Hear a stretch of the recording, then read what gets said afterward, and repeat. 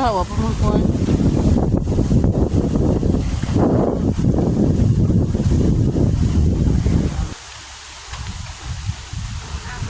Tabi-tabi in Jesus name. In Jesus name, tabi-tabi. In front of our farm. This is the situation in front of our farm. Tabi ha, in Jesus name. In Jesus name, tabi. Tabi in Jesus name. So that's the front of our farm, our land. So, yan mga kabels, oh. Sa harap yan ng ano namin, lupa. Oh, see?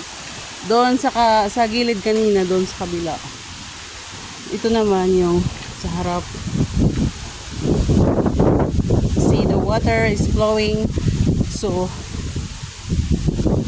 as you can see, in Jesus' name, tabi-tabi.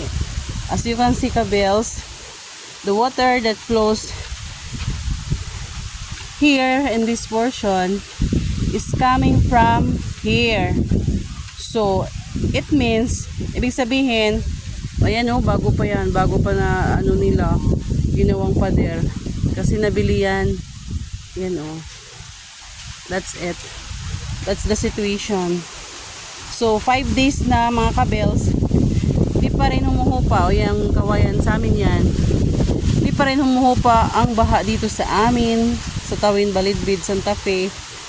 Kasi, tingnan mo yung tubig, dumadaloy. Yan. So, dito sa portion na to, hindi siya matubigan kasi nga may mga abono siya. Yung isolation. So, ayan mga kabels. I show you the situations.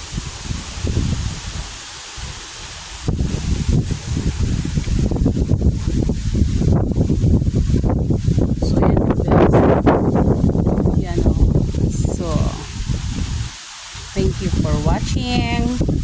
Hope that God will help this area, that the flood will sink out na.